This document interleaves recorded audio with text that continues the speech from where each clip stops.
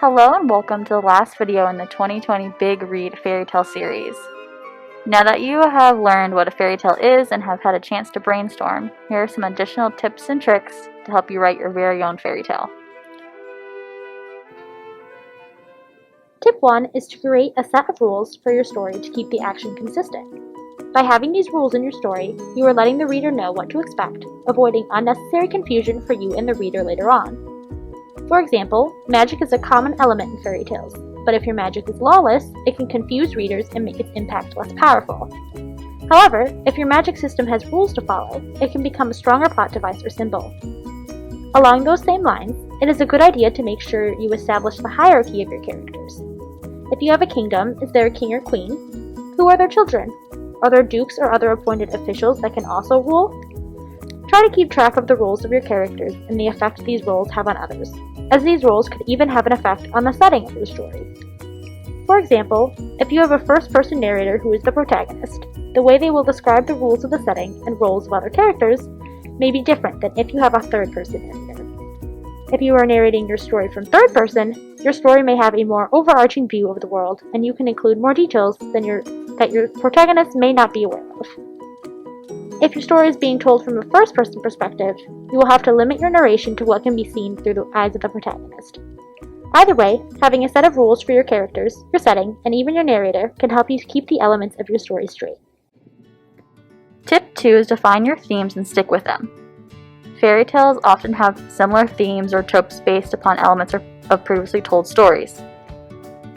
This is something you can use to your advantage. Your fairy tale may include cliches, and this isn't anything to be afraid of. Audience members may enjoy seeing familiar stories and being able to use context clues to see what will come next. These tropes often lead to new adaptations of old fairy tales, where the author will defamiliarize the original text to lead a new story. If this is the route you want to take with your fairy tale, make sure to keep enough elements of the original story to make it recognizable. In doing so, your audience will be able to see what differences you have made and enjoy the defamiliarization of something that they thought they knew well. Additionally, both older and more modern fairy tales tend to have some sort of moral. For example, in Cinderella, being kind and hardworking leads to good things. Another example that is common in fairy tales is the idea of light and dark magic. Dark magic is typically associated with evil witches or wizards that are trying to gain power over the current ruler and don't have rules standing in their way when it comes to their magic restrictions.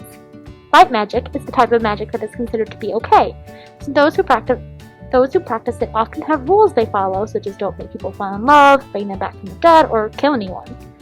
This overarching moral theme tends to set up the rest of the themes an author has to work with. It can help determine what themes or tropes you can integrate into your own story. Our third tip is to make sure you know who your audience is. Depending on who you decide your audience is, the way you write your fairy tale could change. If your story is meant for a younger audience, you should try to keep the content appropriate for their age group. If you have an older audience, you can include more romance, violence, or other material that would not be as suitable for a younger audience. Your audience can determine the ending of your story as well. A younger audience may be expecting a happy ending and could be more disappointed if the story ends differently. However, an older audience might prefer to be surprised with a more tragic ending. For example, if you were to adapt the story of Snow White for a younger audience, you may still have the couple get married at the end of the story. However, if you have an older audience, then you may choose to have Snow White never wake up after she is poisoned, or say "see you later" to the prince after she gets what she needs from him.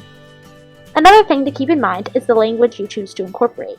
For children in elementary school, they may not be able to comprehend overly poetic language or metaphors since they are still in the process of learning to read and understand such overarching ideas.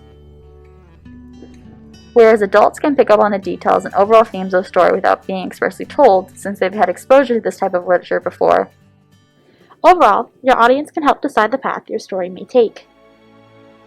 At the end of the day, fairy tales allow authors to explore the story they want to write. Although we have given a few tips and tricks for how to write your fairy tale, you do not necessarily have to follow any of these rules. This is your story, and you're allowed to make it your own. We hope this series has been helpful to you, and we wish you the best of luck on your quest to write your own fairy tale.